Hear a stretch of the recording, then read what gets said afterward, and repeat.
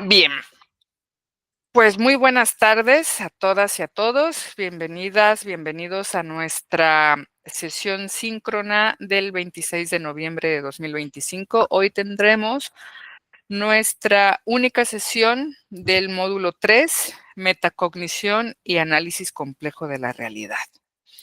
Y para entrar en materia rápidamente,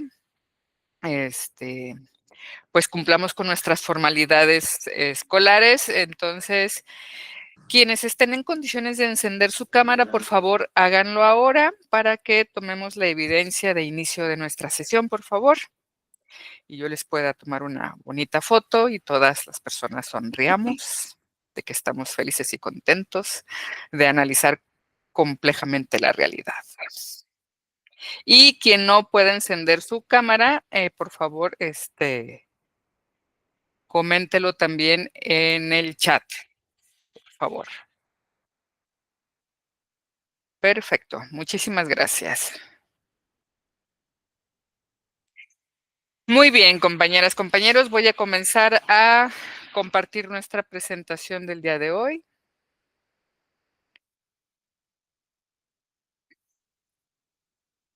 Ahí está ya, nuestro módulo 3, metacognición y análisis complejo de la realidad.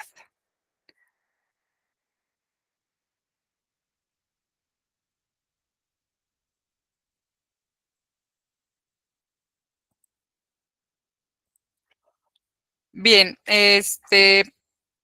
si les parece, vamos a hacer un pequeño recuento de cómo nos ha ido o qué era lo que teníamos que trabajar que no alcanzamos a hacer para la tarea auténtica y para el foro reforzador de aprendizaje del módulo 2. Todavía no he tenido oportunidad de comenzar a calificar sus trabajos, pero me comprometo a que sin falta durante este fin de semana tendrán sus calificaciones y sus retroalimentaciones.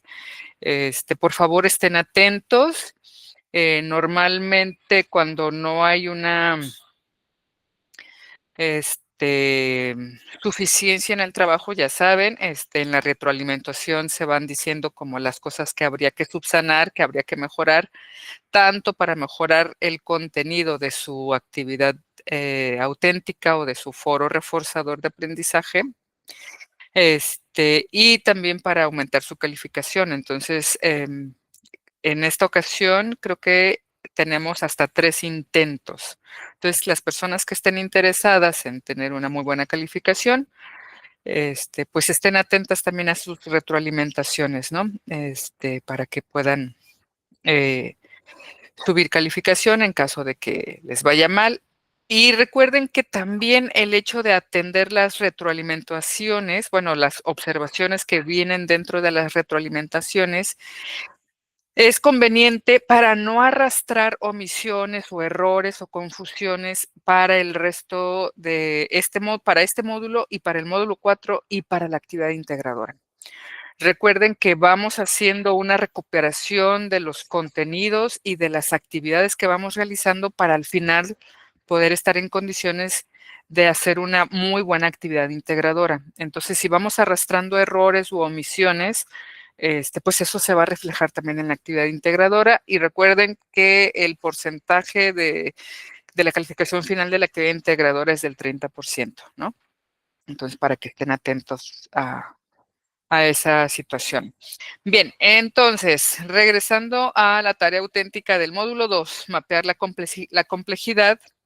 Si alguien tiene alguna duda, este es el momento para externarla, o si consideran, voy a abundar un poquito como en la recapitulación de las actividades que tenían que realizar, ¿no? Bueno, primero, la tarea auténtica de mapear la complejidad, el propósito que se tenía era que ustedes, aplicando los principios del pensamiento complejo, pudieran mapear un problema perverso. Hay una confusión ahí entre que al inicio de las instrucciones se habla del cambio climático como un problema perverso porque evidentemente tiene esas características de ser un problema que aparentemente no tendría una fácil solución, ¿no? O una o la solución. Y en otro momento de las instrucciones también se señala que, se podía seleccionar como un elemento del cambio climático, ¿no? Uno de los miles de problemas anidados o consecuencia del cambio climático. Cualquiera de los 2 elementos que hayan realizado ustedes, no hay ningún problema, porque se sigue conservando la esencia de la actividad, que es esta aplicación del pensamiento complejo para que ustedes identificaran los distintos sistemas que dentro del gran problema cambio climático o dentro del problema derivado del cambio climático, ustedes hayan seleccionado, ¿no? Cualquiera de las 2 cosas está bien, y tenían que identificar los sistemas que están interconectados, tenían que identificar los principales actores, actrices que estaban ahí interviniendo. Un poco los elementos que realizaron en una tarea auténtica también de su semestre anterior de esta materia, de esta UCA de desarrollo sustentable, equidad y responsabilidad social, cuando abordaron el tema del territorio, ¿no? Que tenían que identificar actores clave en el territorio. Bueno, pues ahora tenían que identificar actores clave en las distintas dimensiones del problema perverso, ¿sí? Es básicamente como el mismo proceso, cognitivo, ¿no?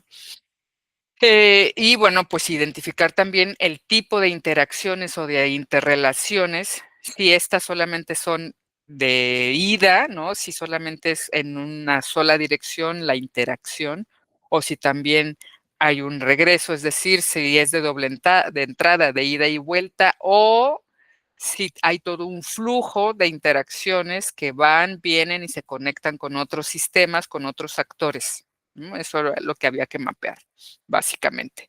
Entonces, a esto, estas distintas interacciones con distintos órdenes, pues nos van generando las interdependencias entre un sistema y otro, ¿no?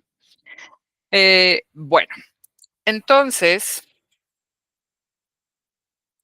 eso con respecto a su tarea auténtica. Y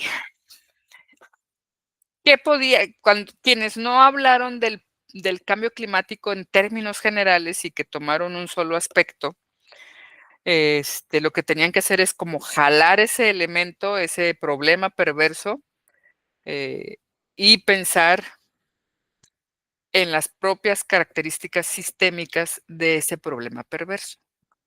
Como por ejemplo, en México, nuestra política ambiental federal tiene una cosa, un instrumento que se llama Estrategia Nacional para la Adaptación y Mitigación del Cambio Climático. Esta estrategia nacional eh, es un instrumento de planeación que se va actualizando con cada sexenio gubernamental. Y ahí se concentran, sí, los compromisos que México, país, firma a nivel internacional, por ejemplo, en la Conferencia de las Partes, pero también ahí se reflejan muchos de los otros compromisos de las otras convenciones de corte ambiental o de desarrollo humano, o incluso elementos que tienen que ver con la erradicación de la pobreza o de la pobreza multidimensional o con elementos para la prevención de desastres, ¿no? Entonces, en esta estrategia nacional hay 2 grandes brazos de todo el análisis que se hace del cambio climático. Hay 2 grandes brazos, uno que está relacionado ambos con la noción de vulnerabilidad y de resiliencia, por un lado, y por otro lado, desde la problematización y a la hora de pensar en las soluciones, unas tienen que ver con todo procesos de adaptación al cambio climático y otras tienen que ver con procesos de mitigación de los efectos del cambio climático, ¿no? Y entonces estos dos grandes grupos de programas, acciones y políticas que se van aterrizando en los distintos niveles de gobierno nos configuran nuestra estrategia nacional de adaptación y mitigación ante el cambio climático, ¿no? Entonces, hay un proceso que para ustedes como futuros administradores y administradoras les va a resultar familiar, ¿no? Hablando, por ejemplo, de la vulnerabilidad y de las actividades o de las soluciones desde la noción de la adaptación.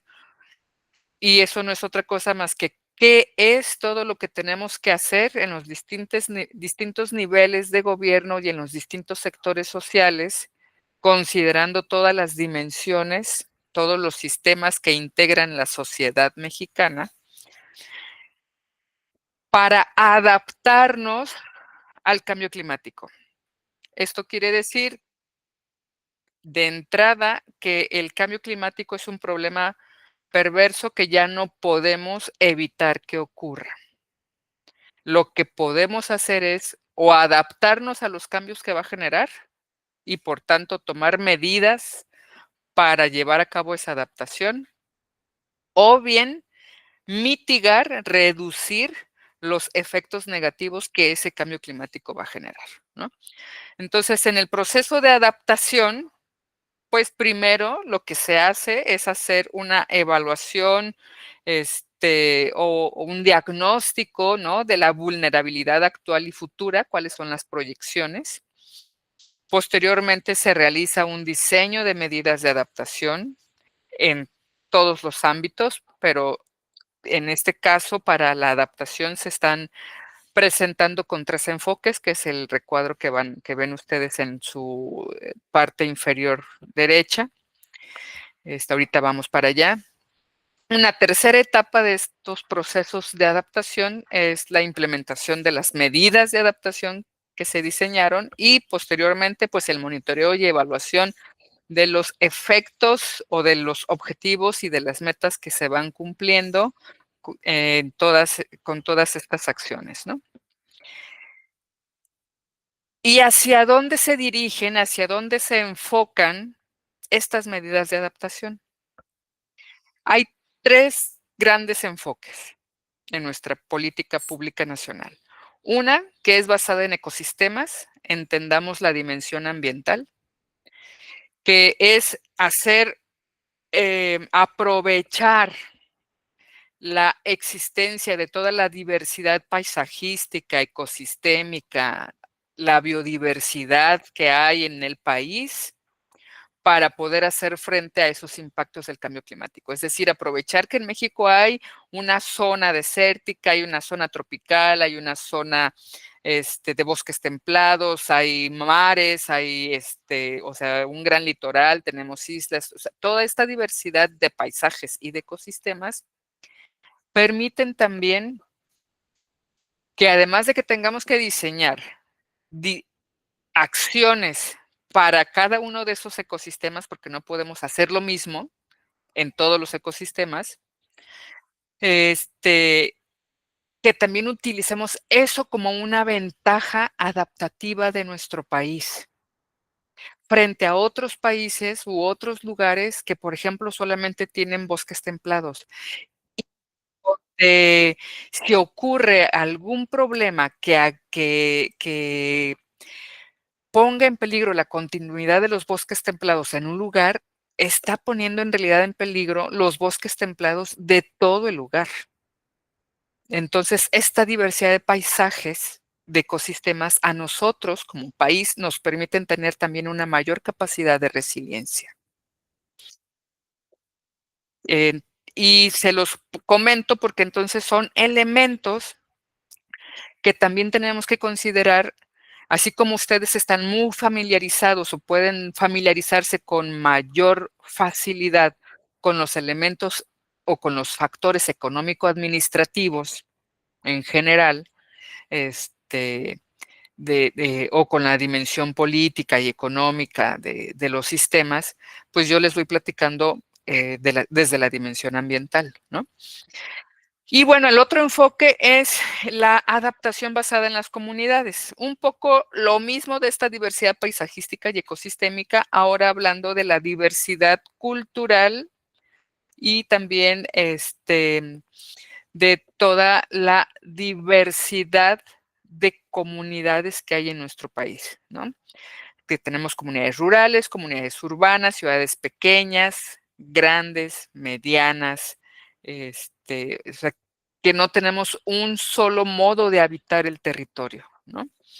Evidentemente eso también nos genera el gran reto de tener que diversificar también el tipo de soluciones, pero igual que con los ecosistemas, también esta diversidad nos facilita ser como em, de antemano considerar que debemos ser flexibles, que debemos efectivamente generar procesos que verdaderamente nos permitan adaptarnos, ¿no? O sea, que no podemos tener la misma receta para todos los lugares, ¿no? Y entonces, por ejemplo, quienes vivan en Ciudad de México, están las mesas de trabajo para la elaboración en la alcaldía Iztapalapa para la elaboración de la estrategia local de adaptación y mitigación al cambio climático. Y están haciendo mesas de trabajo participativas, ¿no? Y hay un trabajo muy, muy, muy interesante en Iztapalapa, que es de donde tengo muy claro que sí se está haciendo. No sé si se ha logrado hacer en otras alcaldías como la Magdalena Contreras, que es también la que tiene, o Xochimilco, que son alcaldías que tienen el mayor, Tlalpan también, todo el sur, ¿no? El surponiente y el suroriente, que tienen la mayor reserva de suelo de conservación, pero que también tienen este, como muchas presiones de tipo inmobiliario y de tipo productivo, ¿no? Entonces, todos esos elementos entran en juego a la hora de que estamos pensando en diseñar una estrategia de adaptación y mitigación del cambio climático en este caso. Y bueno, el otro gran enfoque tiene que ver con la adaptación basada en la reducción de riesgos de desastres, tal cual, ¿no? Hemos tenido los casos ya para ustedes muy consciente, muy presente de lo que ocurrió en Acapulco, lo que acaba de ocurrir este año en la Huasteca, ¿no? En las 3 Huastecas, en San Luis Potosí, en Veracruz, y en Hidalgo, bueno, y también en Puebla. Entonces, imagínense, en 24 horas cayó el equivalente de agua en 24 horas a 70 años. Es decir, normalmente los milímetros de agua que caen en la Huasteca cayeron en total 280 mililitros de agua en 24 horas. Y eso significa 70 veces más de lo que normalmente cae en un año. Y sinceramente no iba a haber obra de infraestructura hidráulica que detuviera la inundación. Seguramente pudo haber sido más lenta esa inundación, pero igual iba a ocurrir.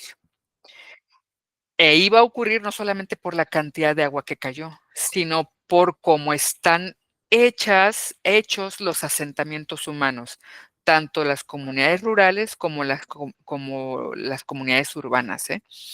Este, Tengo familia en Poza Rica, no sé si ustedes tengan familia en alguna de estas zonas que fue muy afectada. Este, y, y, y ellos reconocen que viven pues en la zona más baja de la ciudad, ¿no? Donde es cíclico que haya cierto nivel de inundación y para lo que están preparados y conscientes, ¿no? De que hay como esa posibilidad. Pero nunca llegar a estos niveles, ¿no? Entonces, ese tipo de situaciones, independientemente del gobierno que tengas, ya son cosas que exigen que la lógica en que se viene manejando la prevención de desastres no puede ser ya la misma del siglo pasado, ni siquiera la de hace 10 años, ni la de hace 5 años. ¿Por qué? Porque este referente, esta condición de 280 mililitros en 24 horas marca un parteaguas para que a partir de esa medida toda la política y las acciones de prevención de desastres, pero también de mitigación de estos impactos de los desastres, este, se tenga que considerar como, ay, si nosotros tenemos proyectado que van a caer hasta 120, 180 mililitros de agua en 24 horas, pues resulta que ya se nos subió la cifra a 280, ¿no? Entonces ya ahora todas las proyecciones se tienen que hacer sobre la base de que pueden caer hasta 280 mililitros. Entonces no hay manera de que eso lo sepamos antes, hasta que llueve, ¿no? Entonces ese es el nivel de incertidumbre, ¿no? ¿Se dan cuenta ahí? Es verdaderamente, mm, pues hay que tener una templanza, eh, habilidades blandas y, como veremos en este módulo, habilidades duras también para poder reaccionar y no solamente de manera reactiva, sino también poder responder responsablemente y con conocimiento de lo que se tiene que hacer, no solamente en términos de ingeniería, sino también de conocer el proceso o cómo funciona la dinámica compleja de lo que se está presentando en ese momento, ¿no? Estamos hablando de las políticas públicas a nivel federal, ¿no? Situadas en este sitio. Pero imaginen ese mismo ejercicio para cualquier otro sector, el sector privado, si ustedes son emprendedores, tienen una pyme, tienen un pequeño negocio, un pequeño emprendimiento suyo, pues son todos esos elementos que tienen que considerar de manera cotidiana, ¿no? Lidiar con la incertidumbre. Entonces, eso ocurre en prácticamente todos los aspectos de nuestra vida actual. Bien, por otro lado, ¿hasta aquí alguien algún comentario sobre la tarea auténtica del módulo 2? No, maestra, todo bien. Perfecto, gracias. Bien, ahora sobre el foro de reforzamiento del aprendizaje, que en el módulo 2 se hablaba o tenían ustedes que identificar las habilidades blandas que como estudiantes identifican que tienen y que como profesionistas deberán tener, ¿no? ¿Y cuáles son las habilidades blandas? Pues que no tienen y que están comenzando a reconocer que van a necesitar o que necesitan desarrollar ya, ¿no? En función también de cómo se va complejizando y profundizando en el abordaje de los distintos contenidos de sus UCAS conforme van avanzando en los semestres en su formación profesional y también en cómo van avanzando en la práctica de sus funciones de acuerdo a su perfil profesional, ¿no? ¿Hasta aquí alguna duda sobre las habilidades blandas? Todo bien, maestra, gracias. Gracias. Bien, entonces hoy veremos módulo 3, metacognición y análisis complejo de la realidad.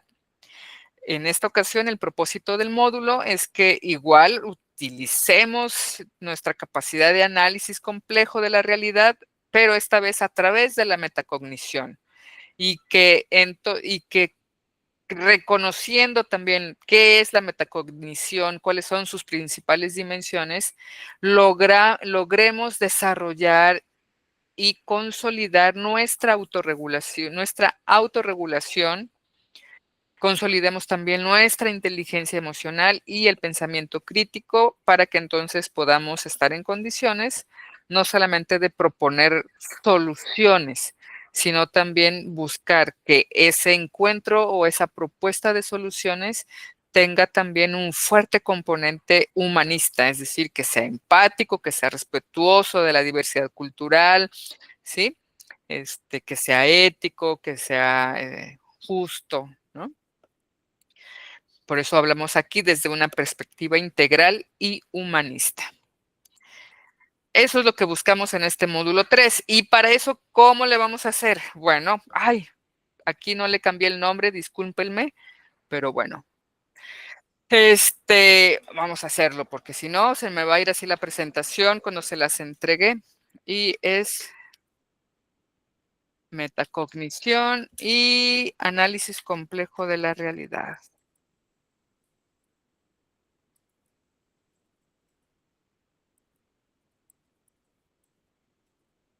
Miren, por ejemplo, yo nunca me había dado cuenta que podía escribir sin ver el teclado hasta muchos años después. Y nunca tomé una sola clase de mecanografía en mi adolescencia. Bueno, entonces los principales contenidos que vamos a abordar en este módulo 3 son 5, que es la metacognición, la conducta autorregulada, la clasificación de los sistemas sociales complejos, la correspondencia entre el pensamiento complejo y la metacognición y las habilidades duras. Voy a procurar irme un poquito más rapidito porque ya solamente nos queda 1 hora de nuestra sesión. Bien, la metacognición, la cognición tiene que ver con todos los procesos que echamos a andar para conocer el mundo, conocer la realidad, ¿no? Que implica un proceso mayor o en mayor o menor medida de ser consciente de lo que está pasando con nosotros al estar en contacto con el mundo exterior, ¿no? Pero en este caso estamos hablando de la metacognición. Entonces, meta es más allá, ¿no? Etimológicamente. Entonces, bueno, estamos hablando desde la metacognición como la capacidad que vamos desarrollando los seres humanos de ser conscientes de todos los procesos y de los productos que de manera interna vamos obteniendo para conocer el mundo, para conocer la realidad. Es decir, es hacernos conscientes de que estamos conociendo, ¿no? Lo que en algunos autores llaman el pensamiento reflexivo. Cuando hablamos con nuestros amigos, nuestras amigas y les contamos una cuita que traemos y entonces ellos nos escuchan muy atentamente y nos dicen 2, 3, 4 cosas y nos dejan pensando, ¿no? Entonces, ese dejarnos pensando no es otra cosa más que un proceso metacognitivo en tanto que estamos reflexionando, estamos siendo conscientes de lo que estamos analizando y de por qué lo estamos analizando, independientemente de si es un asunto que atraviesa nuestras emociones, si es un asunto laboral, si es un asunto de relaciones interpersonales, ¿no? Puede ser el tema que sea, ¿no? El hecho es como ser conscientes en ese momento de que lo estamos haciendo. Y entonces, al ser conscientes de que lo estamos haciendo, nos vamos también haciendo o vamos teniendo presentes cuáles son los elementos de nuestra experiencia de vida desde la infancia hasta la actualidad, de lo que estamos aplicando para entender lo que está ocurriendo, para conocer lo que está ocurriendo, ¿no? Por tanto, la metacognición no es una sola que se da y ya. Ay, nació con mucha metacognición y estas, no nacieron sin metacognición. No, ese es la reflexión es algo que vamos adquiriendo también conforme nos vamos desarrollando como personas de la infancia hasta la adultez, pero también que está relacionada con nuestras interacciones, ¿no? Por cómo nos relacionamos con el mundo exterior y con nuestro propio mundo interno, ¿no? Y bueno, entonces se manejan 3 grandes tipos de conocimiento metacognitivo. El conocimiento declarativo, que tiene que ver con qué estrategias echamos a andar para aprender. Como por ejemplo, como viene aquí en el ejemplo, ¿no? ¿Qué es lo que hacemos para que se nos facilite aprender? Hay gente aquí, estamos siendo como muy serios y formales, y entonces aquí hablamos de subrayar los textos, de escuchar las sesiones síncronas con audífonos mientras vamos en el metro, pero hay personas que lo que necesitan es, ver una película, a lo mejor lo que necesitan es, hacer una práctica, ¿no? O sea, salir, a hacer una actividad extramuros, ¿no? Entonces, hay elementos que nos facilitan nuestro proceso de, de aprendizaje, ¿no? También tenemos nuestro otro tipo de conocimiento, que es el conocimiento procedimental, que tal cual tiene que ver con ahora con cómo le hacemos también, qué procesos, qué procedimientos llevamos a cabo para aprender con mayor facilidad, para conocer con mayor facilidad. Y aquí, bueno, estamos considerando los ejemplos como de cuando nos presentan, por ejemplo, a las personas que están estudiando medicina, pues tienen que aprender a leer una radiografía, ¿no?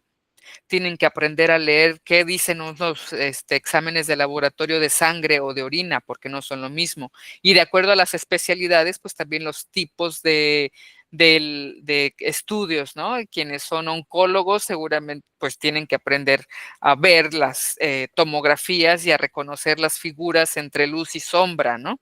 Para saber dónde hay un tumor o un nódulo que puede ser de origen cancerígeno o no. Y cuando verdaderamente no hay manera de saber, entonces recurres a la punción, ¿no? Es otro procedimiento. Y así también nosotros. A nosotros en biología necesitamos, hablando de la biología descriptiva, de la botánica, de la zoología, pues luego usamos unas cosas, unos libritos que se llaman las claves dicotómicas, y son dicotómicas porque son excluyentes. Si tiene pico de pato, de color amarillo, entonces puede ser un pato del norte de Canadá, puede ser un pato del centro de Estados Unidos, puede ser un pato del norte de México. Y entonces ya te vas a esos patos, ¿no? Si el pato además tiene las patas arrugaditas y de color amarillento, entonces puede ser un pato solo del norte de Canadá, ¿no? Y así vas excluyendo, hasta que das con la especie del pato que estás buscando.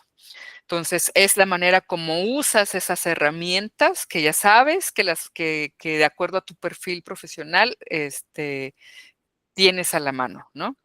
¿Cómo leemos ustedes? ¿Cómo leen los gráficos de barras o los gráficos de pastel o tridimensionales? ¿O cómo interpretan una corrida financiera o de cuándo es conveniente la relación costo-beneficio, ¿no? De un proyecto, por ejemplo?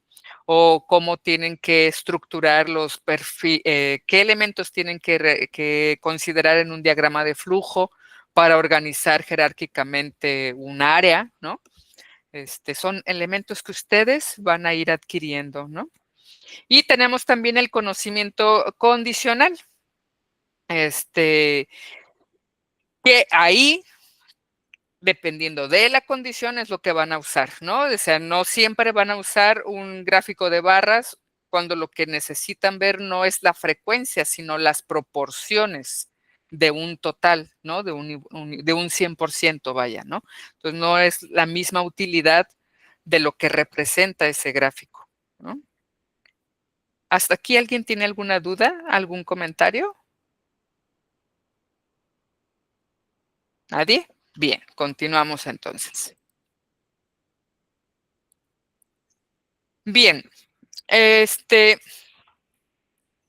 otro elemento importante de nuestra metacognición es el control metacognitivo, que tiene que ver aquí con 3 grandes acciones que hacemos todas las personas todo el tiempo en mayor o menor grado de conciencia. Cuando vamos a aprender o cuando tenemos, en este caso, vamos a enfocarlo en la actividad estudiantil, cuando vamos a estudiar, ¿no?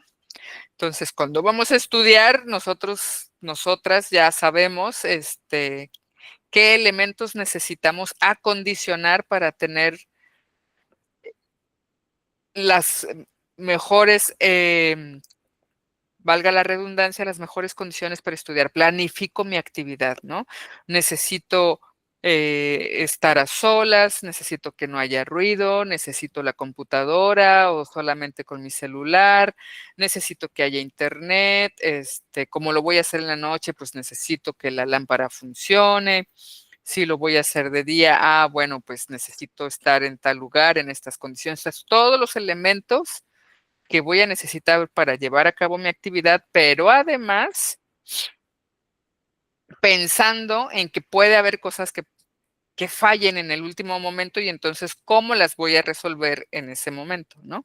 Todo eso implica la planificación dentro de nuestro control metacognitivo, es decir, de lo que estamos aprendiendo, ¿no? Luego, pues el monitoreo, que es simplemente decir, ay, ¿cómo me está quedando mi trabajo?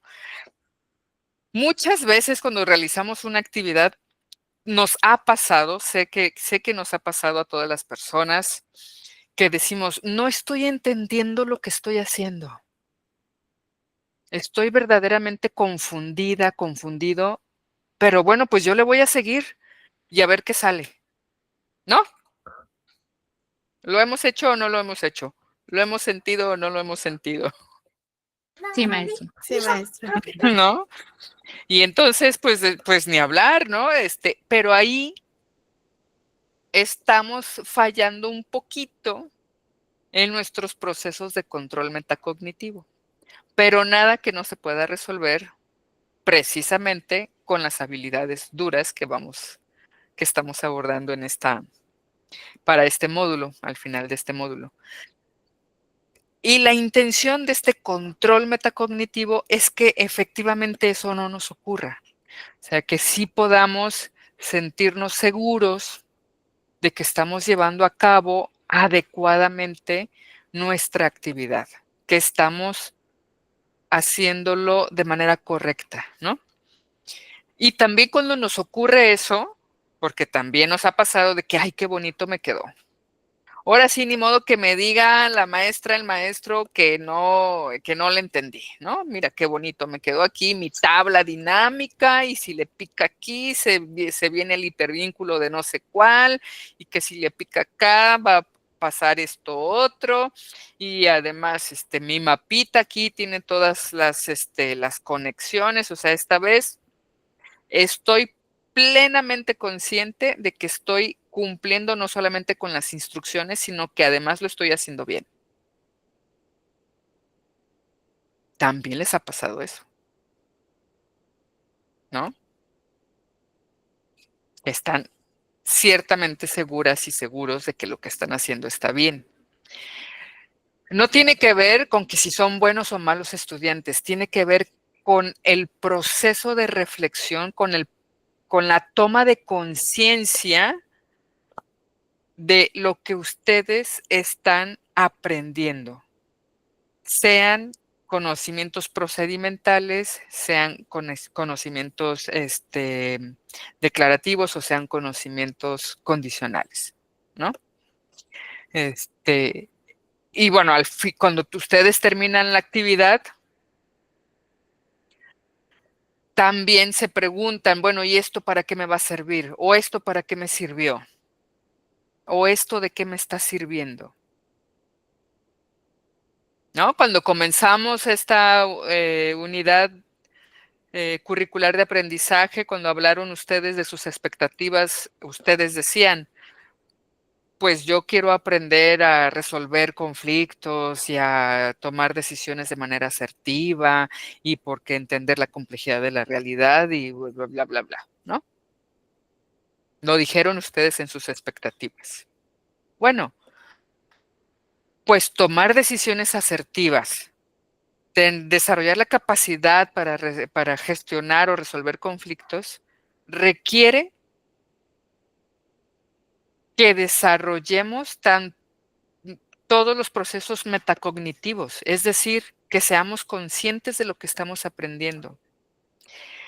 Porque eso no eventualmente, al ser conscientes de lo que estamos aprendiendo, también generamos y asumimos la responsabilidad sobre nuestro proceso formativo, ¿sí? Y entonces los procesos de evaluación que estamos aprendiendo a aplicar, a diseñar y aplicar para una empresa, para un negocio, también son procesos que nos tenemos que aplicar en nuestro día a día, a nosotros mismos, como parte de ese sistema. Pero también con eso vamos desarrollando habilidades para que nosotros de manera cotidiana, ya no solamente en términos laborales o profesionales, sino en términos de las relaciones humanas y de nuestro desarrollo individual, también entonces desarrollemos esas competencias o esas habilidades de control emocional, de la inteligencia emocional, de gestionar nuestras acciones, nuestras emociones, como lo vamos a ver más adelante. ¿Hasta aquí alguien tiene algún comentario o alguna duda? ¿No? Bien, entonces continúo. Bien, entonces, a través de este proceso de control metacognitivo, conforme lo vamos consolidando, lo que vamos desarrollando en este control metacognitivo es una conducta autorregulada, a que nosotros mismos, como dicen por ahí, le vamos midiendo el agua a los camotes, ¿no? Y la conducta autorregulada se refleja en 3 grandes procesos de gestión: la gestión del pensamiento, la gestión de las emociones y la gestión de nuestras acciones. Es decir, entre tal cual, la regulación, la autorregulación de lo que pensamos, de lo que sentimos y de lo que hacemos, ¿no? ¿Y por qué son importantes estos elementos? Si nosotros no desarrollamos y consolidamos mejores habilidades para la reflexión, para el pensamiento,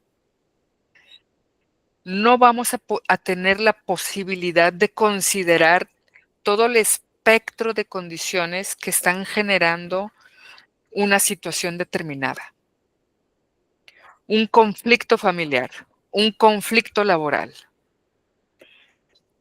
No vamos a tener entonces la capacidad de que nuestra frustración como una emoción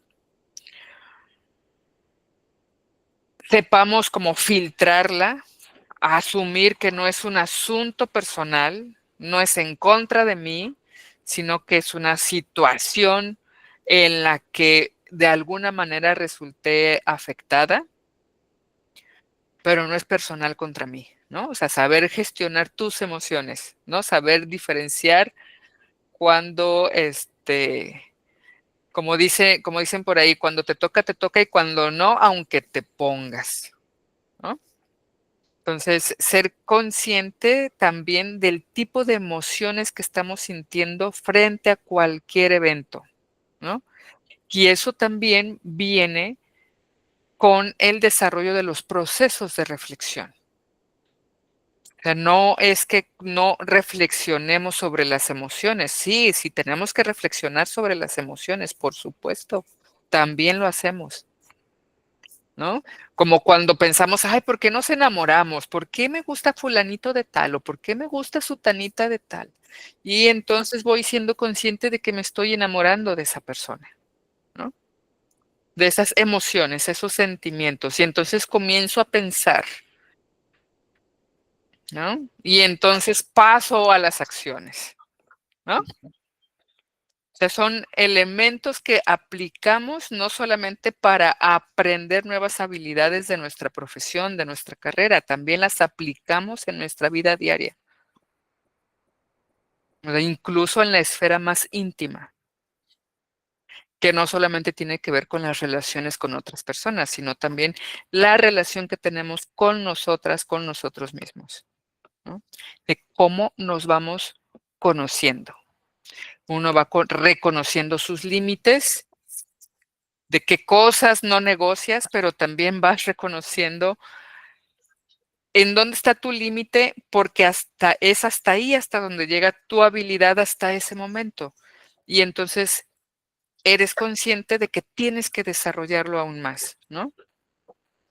Como por ejemplo, ahora que estoy siendo docente en entornos virtuales, bueno, pues yo tenía una manera de hacer un manejo, por ejemplo, del Excel, ¿no?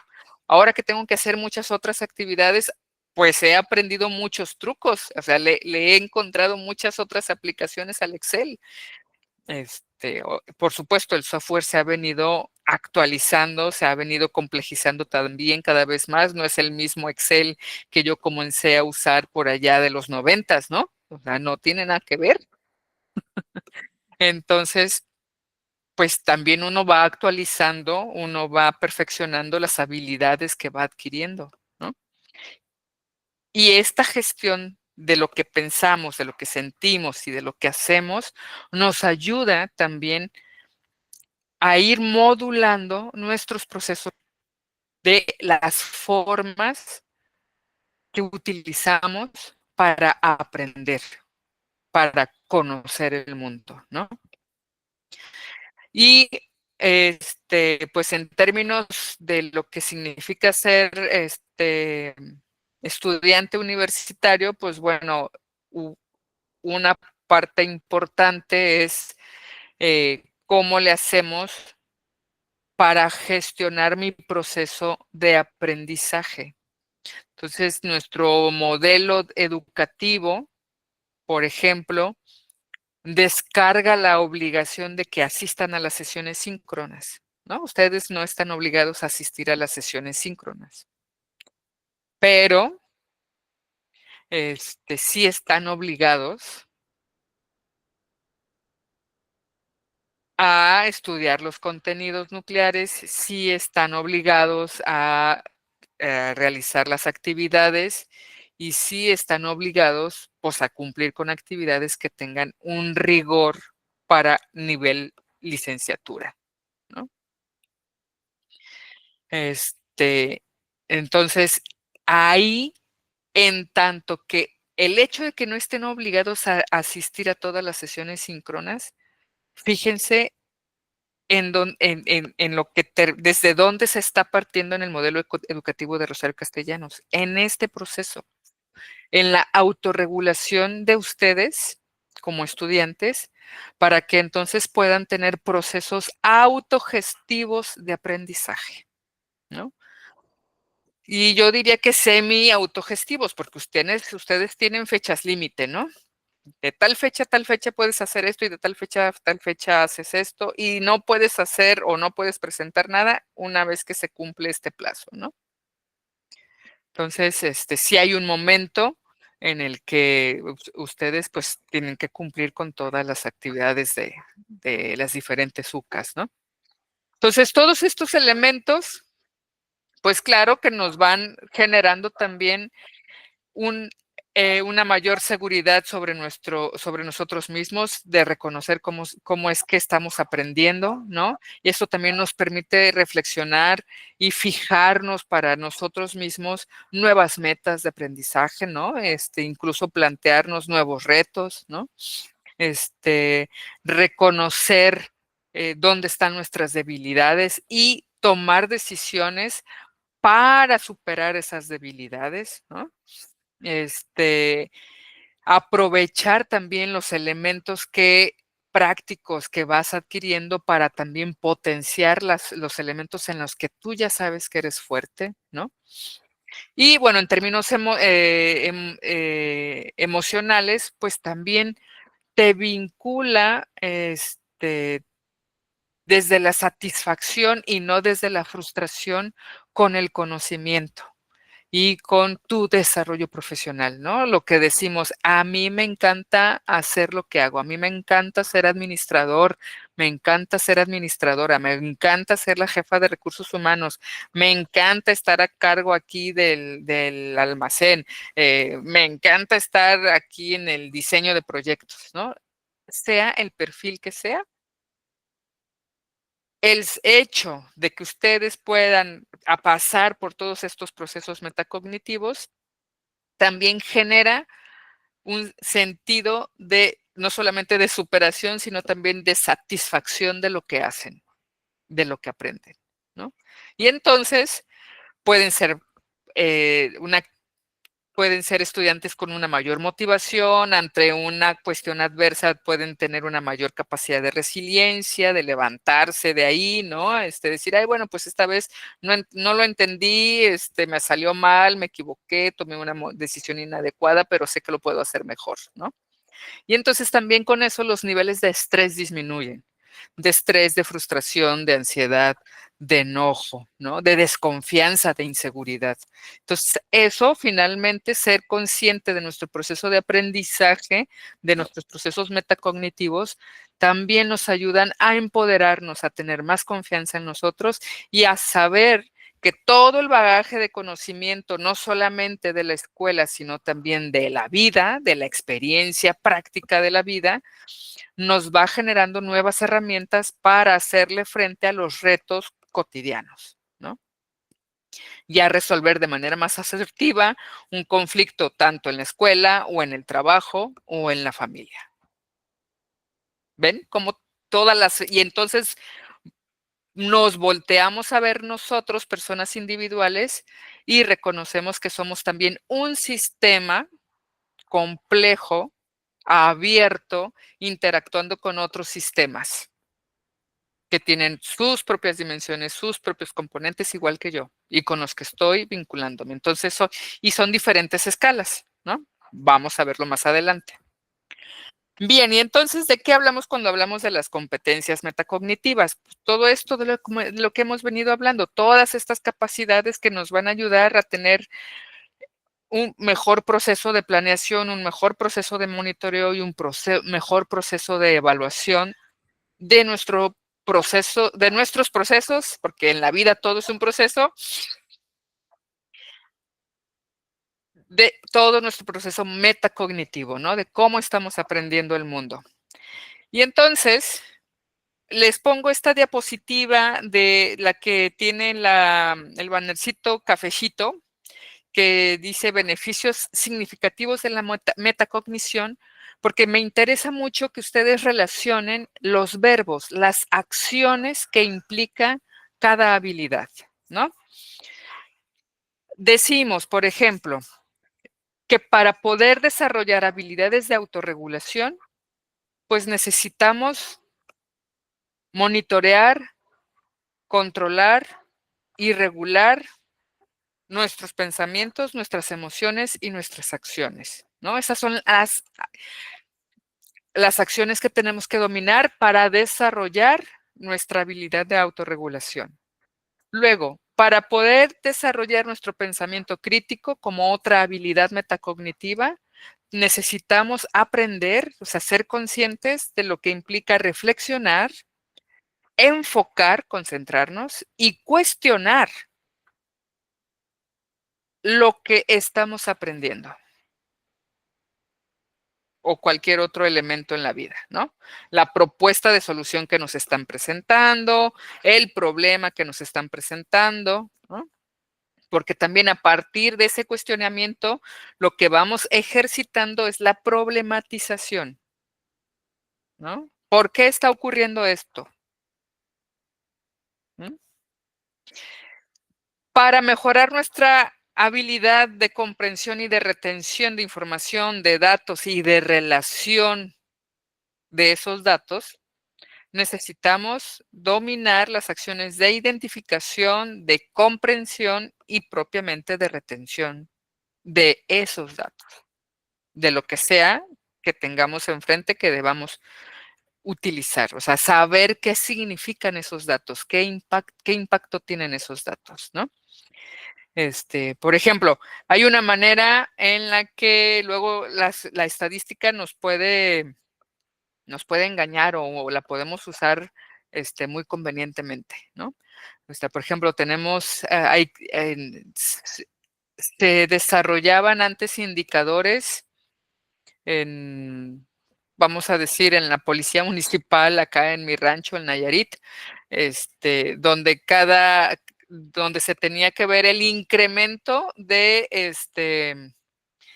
personas que iban a la cárcel, ¿no? Entonces, si había más personas en la cárcel, quiere decir que se hacía una buena actividad policial. Esa era la lógica. Y entonces, me acuerdo que cuando estábamos trabajando en la elaboración de los planes municipales de desarrollo, yo un día pregunté, dije, oigan, pero ¿qué no se trataría mejor de que no hubiera gente en la cárcel? O sea, porque no solamente por la prevención del delito, sino porque no hay gente que cometa delitos, no hay gente que delinca, ¿no es mejor eso? O sea, ¿por qué le estamos apostando entonces a que haya más gente encarcelada para justificar un área? ¿No? Es como cuando tú le llegas a una persona que vende en la calle y le dices, ay, véndame todos sus plátanos. No, espérese y después qué voy a vender. ¿No? Es como un autoengaño. ¿Sí me explico? Pues también para evitar esos procesos falsos de conclusiones falsas, también para eso nos sirve el desarrollo de nuestras competencias metacognitivas, ¿no?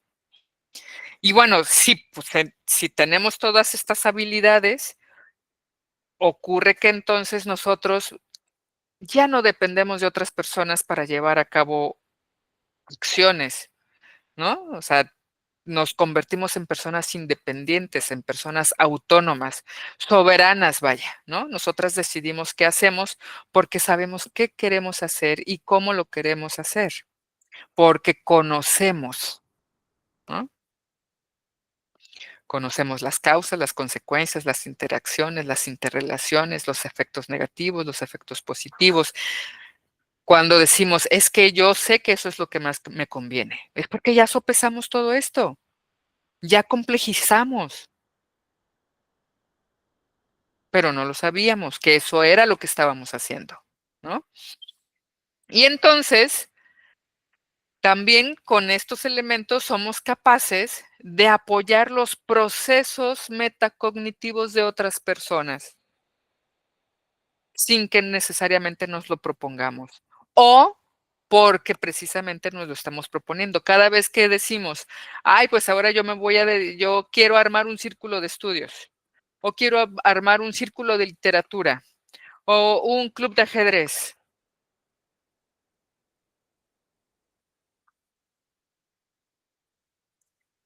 Estamos impulsando, promoviendo y reforzando el conocimiento de algo, ¿no? Entonces, nos convertimos en personas agentes, promotoras, que fomentamos la transferencia de conocimiento, no como una acción mecánica, sino como una acción consciente, reflexiva, una acción metacognitiva, ¿sí? Y pues nuevamente, si podemos desarrollar todas estas habilidades, pues entonces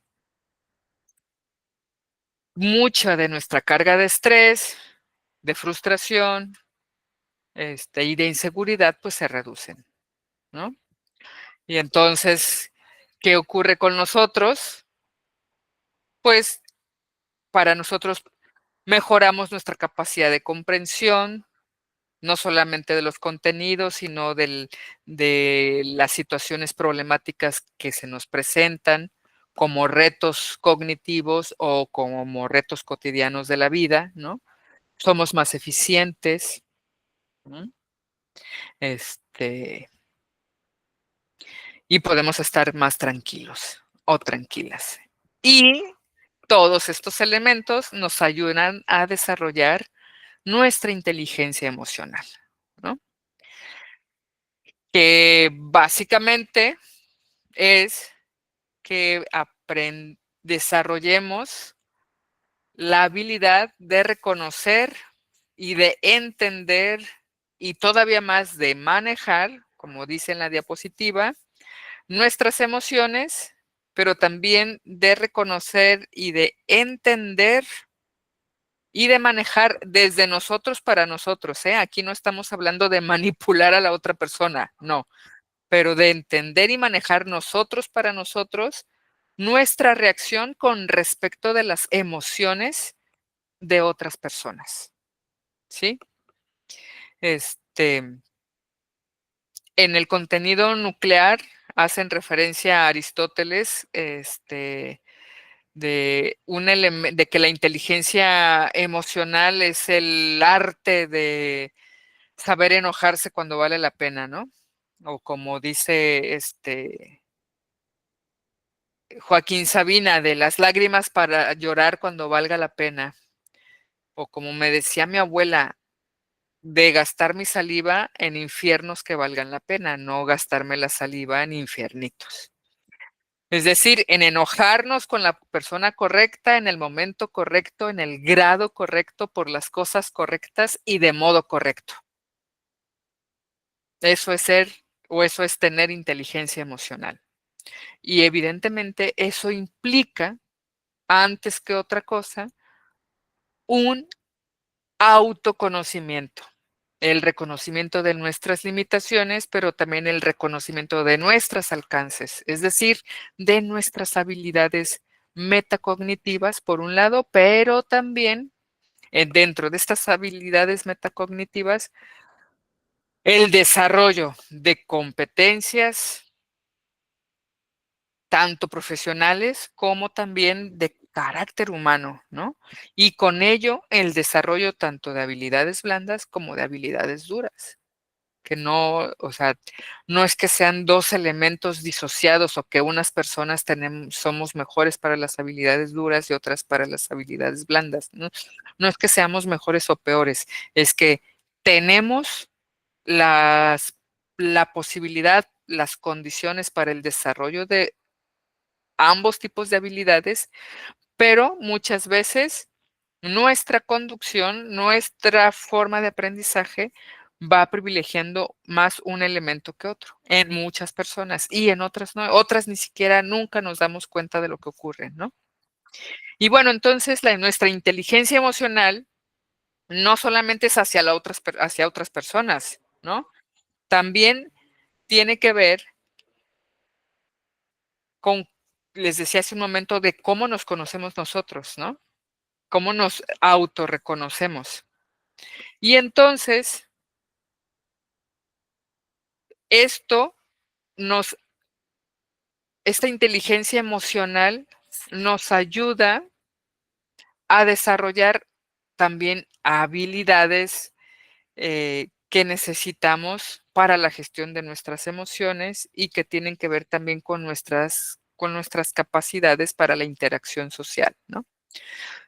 Que son básicamente el conocimiento de uno mismo, de una misma, nuestra autorregulación, la motivación, la empatía, ¿no? Ponernos en el zapato del otro, de la otra, y las habilidades sociales que vamos generando, ¿no? Esta manera de interactuar, de compartir, de convivir, de acompañar, este, que no podemos desarrollarla si no tenemos un sentido de de empatía, si no estamos asertivamente autorreguladas como personas y si no nos conocemos, ¿no?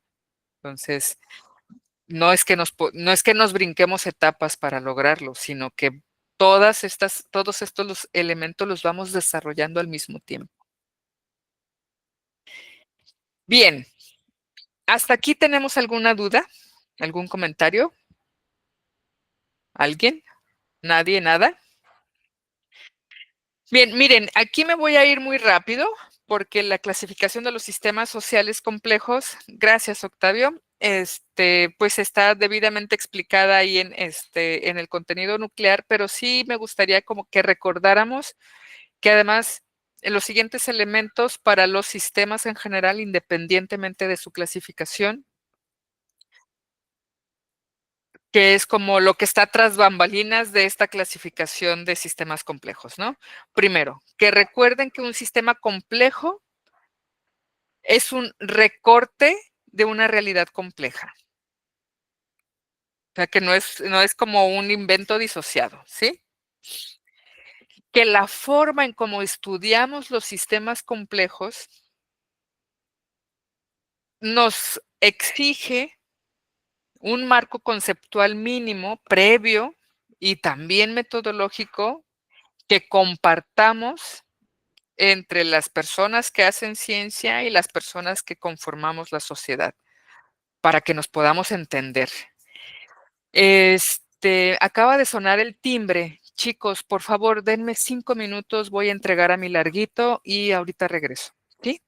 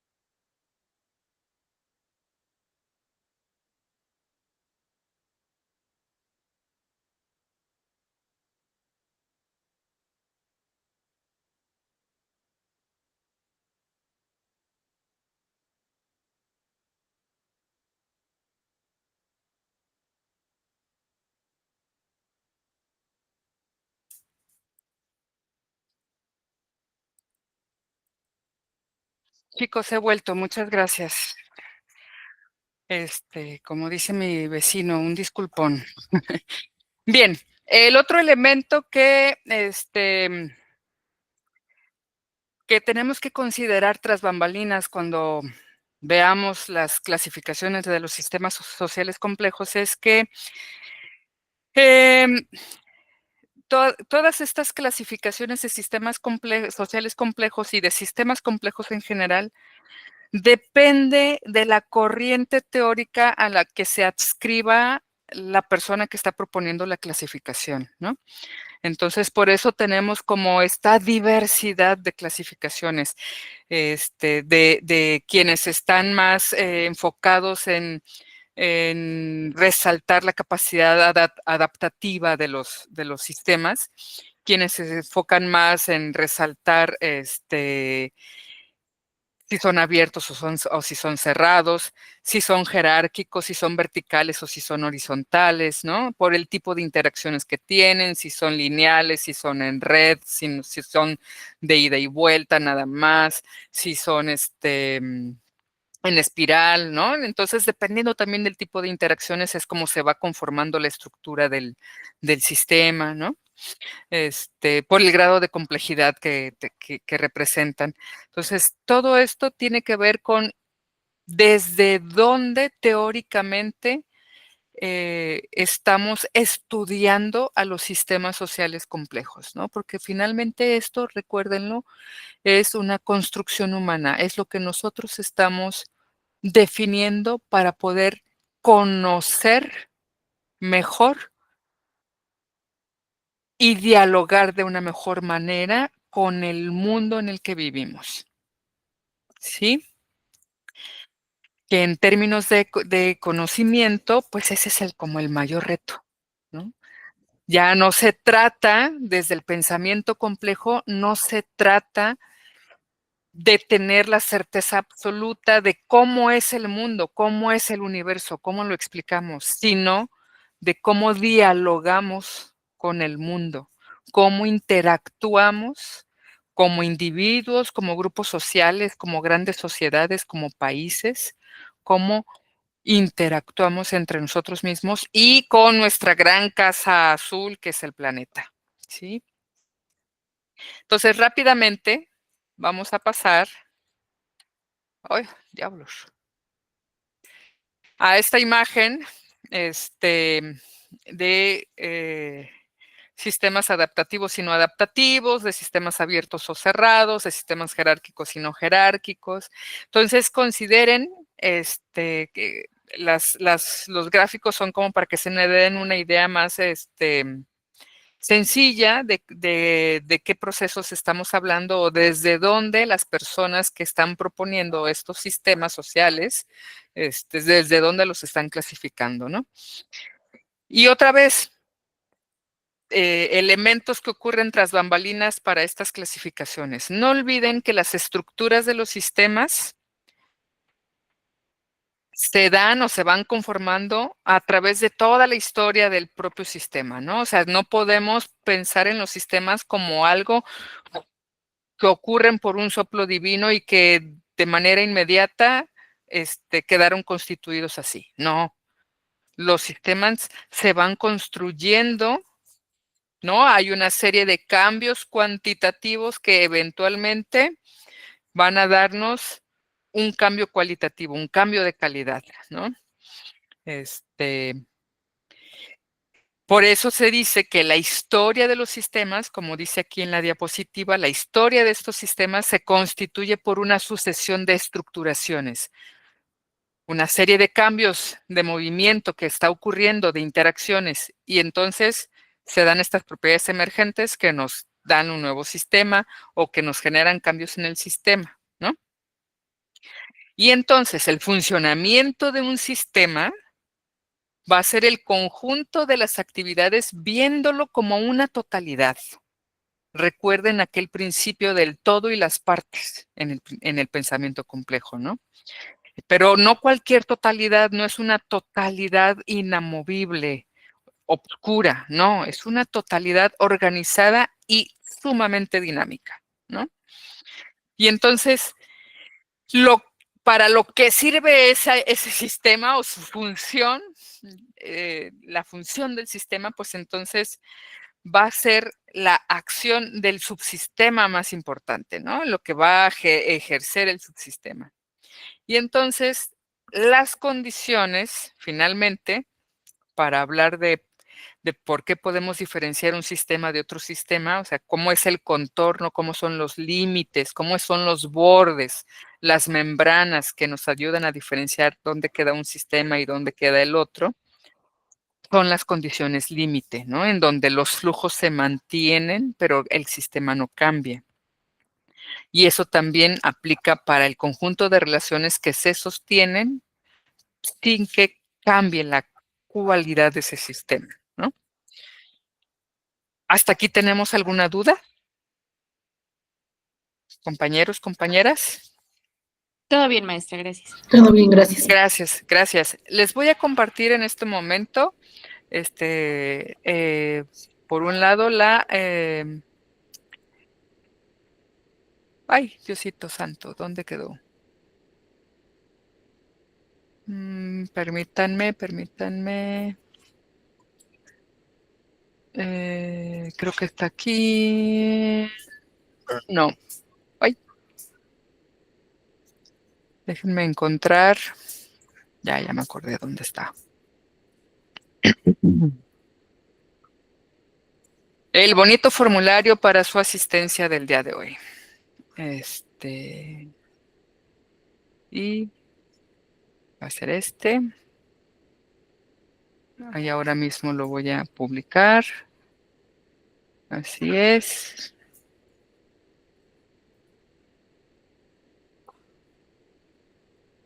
Muy bien, en este momento les estoy poniendo en el chat el formulario para que vayan registrando su asistencia del día de hoy, por favor. Y háganme el gran favor de que si hay varias personas o hay una persona que esté conectada por celular, háganme el favor, si alguien tiene conexión en computadora, de compartir en su chat grupal de WhatsApp el enlace para que sí lo puedan abrir, por favor.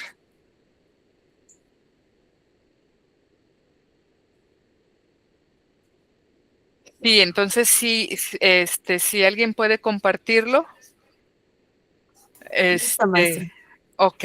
Mientras ustedes respondan el formulario, ahora sí ya permítanme irme a despedir de larguito. En un momentito vuelvo.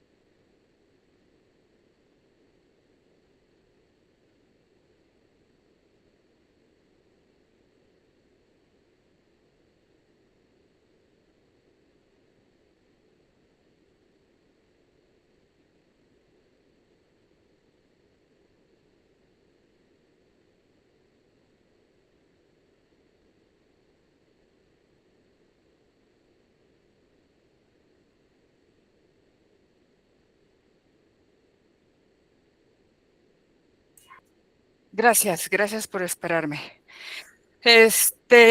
Bien.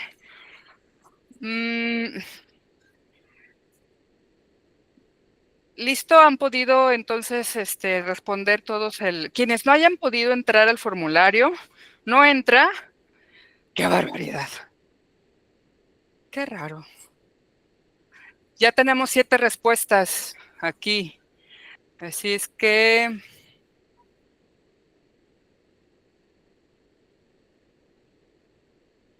cualquier persona que tenga el vínculo, copiar.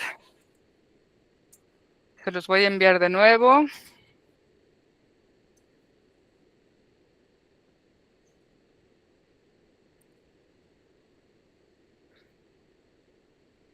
Vamos a ver si desde ahí. Bien, entonces, ya casi para terminar, chicos, porque si les es posible, regálenme 5 minutitos. Y bueno, entonces, ¿cuál la importancia de hacer corresponder el pensamiento complejo con los procesos metacognitivos? Pues bueno, tiene que ver con también a través de hacernos conscientes de cómo conocemos, y de cómo aprendemos, qué cosas son más fáciles para nosotros y qué cosas nos dificultan más el manejo de nuevas habilidades o el desarrollo de nuevas capacidades. En tanto que pasa porque desarrollemos nuestros procesos reflexivos, la reflexión se desarrolla más cuando también aprendemos a utilizar los principios del pensamiento complejo para el análisis de la realidad, ¿no? Porque el pensamiento lineal, como lo vimos en el módulo 1, presenta ciertos límites, ¿no? En tanto a que no reconoce, no identifica, no introyecta la posibilidad de, ya no diré de dialogar, sino de incorporar muchas más variables, muchas más dimensiones que explican el comportamiento de cualquier situación, ¿no? Entonces, si consideramos esos elementos y los traemos hacia nosotros, hacia cada uno de ustedes, en sus roles, en sus funciones, en su carácter vital, en cada uno de los espacios en el que se desarrollan, pues entonces los elementos que en la concurrencia, que en la comunicación de estos, tanto del pensamiento complejo como de la metacognición, perdón, es que entonces aprendemos a desarrollar también de manera estratégica habilidades para la adaptación ante situaciones adversas, ¿no? O ante situaciones emergentes. Y obviamente desarrollamos nuestra capacidad de problematización, de reflexión de la realidad, reconociendo la realidad con una fuerte carga de complejidad y de incertidumbre también, ¿no? Y obviamente al ser conscientes de las maneras en cómo aprendemos, cómo conocemos, pues también eso nos ayuda a desarrollar de manera mucho más efectiva las distintas competencias que requerimos para mejorar y para dominar también nuevas competencias, nuevas habilidades, nuevos conocimientos, ¿no? Y no es que nos hagamos expertos, pero también aprendemos a navegar en grandes dosis de incertidumbre. Ya no nos es ajeno, ya no nos es inexplicable, ya no nos es desconocido. Es que nunca me imaginé que iba a pasar esto. Es que, claro, podemos no imaginarnos que las cosas iban a ocurrir como ocurrieron, pero podemos también asimilar que, bueno, era una posibilidad y que de todos los escenarios que yo contemplé para que ocurrieran las cosas, pues este escenario era el que no tenía previsto, ¿no? Ok, Rosalinda, hagamos lo siguiente. Envía aquí al chat, de aquí mismo, tu nombre completo, tu correo electrónico y un comentario o sugerencia para esta sesión y las futuras, ¿vale? Y bueno, entonces todos estos elementos nos ayudan a que entonces efectivamente nosotros como individuos nos convirtamos en agentes de nuestro propio conocimiento, de nuestro propio proceso de aprendizaje, que nos hagamos responsables de nosotros mismos, ¿no? Y que por tanto también podamos constituirnos como estudiantes responsables, con pensamiento crítico y con una actitud propositiva y proactivos, ¿no? Proponemos y además hacemos, ¿no? ¿Hasta aquí alguien tiene alguna pregunta, algún comentario? ¿Algo? No, maestra. Ok, gracias. Voy a tomar una captura de pantalla de este momento.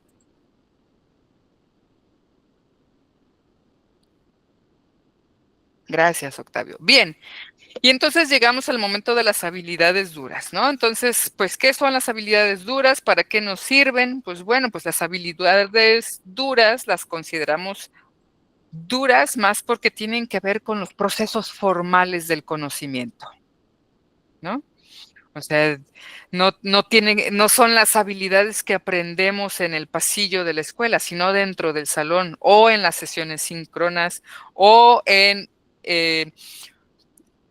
procesos formativos específicos, ¿no? Talleres de capacitación, cursos de capacitación, ¿no? O sea, para generar nuevas capacidades, para dominar nuevas herramientas tecnológicas, herramientas de análisis, ¿no? De cómo diseñar mapas mentales, cómo hacer mejores cuadros sinópticos, cómo hacer un ensayo, cómo diseñar un proyecto, ¿no?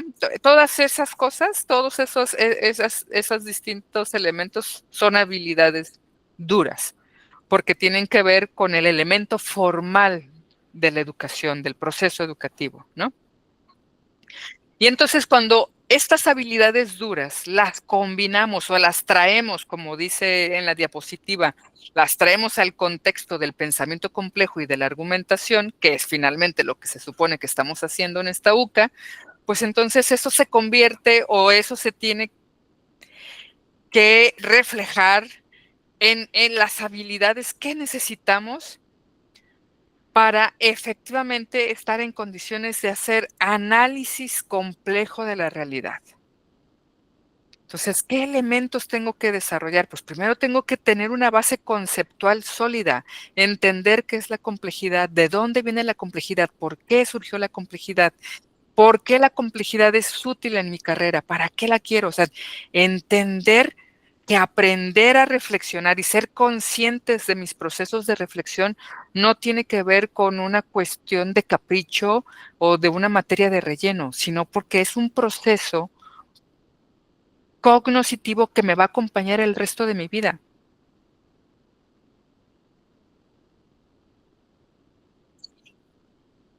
Y entonces, de lo que se trata también es que seamos conscientes de eso para que podamos sacar el máximo provecho de todos estos elementos, ¿no? Entonces,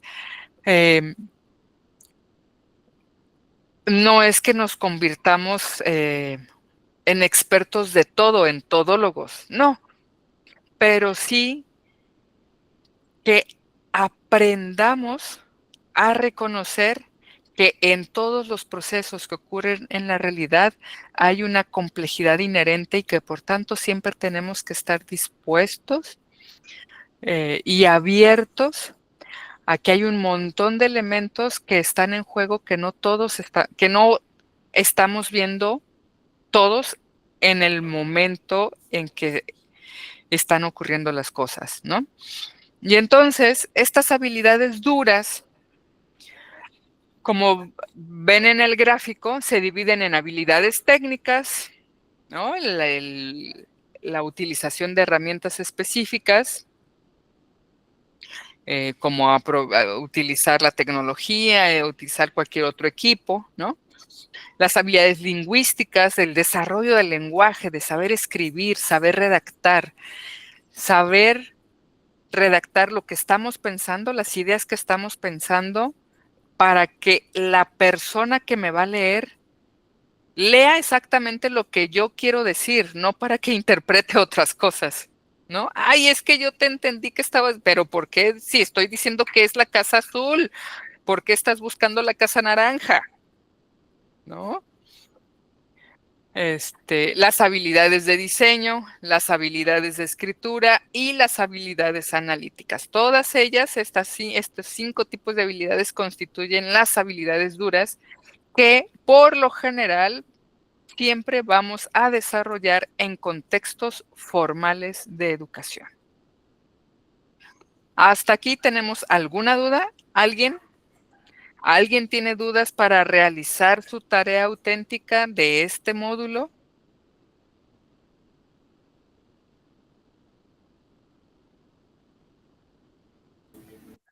Por el momento no, maestra, pero ya cuando la estamos realizando es cuando ya salen todas las dudas. Ok, bueno, pues cuando ocurran esas cosas, utilicen el foro de dudas del módulo 3, utilicen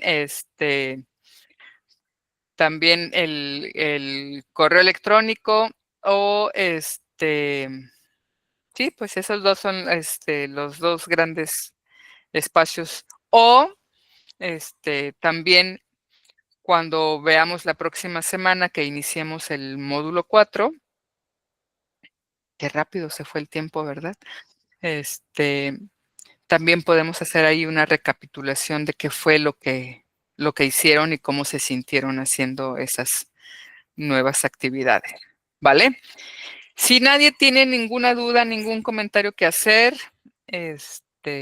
yo les agradezco mucho especialmente el día de hoy su paciencia y y que estén muy bien. Nos vemos la próxima semana. Gracias, hasta luego. Hasta luego. Muchas gracias, maestra. Hasta luego. Que les vaya bien, descansen, buenas noches. Déjenme tomarles la última foto. Prendan sus cámaras. Chicos, chicas, díganme, por Dios. Déjenme terminar de compartir aquí, para que podamos salir todos, todas, todes. ¿Listos? Sonrían.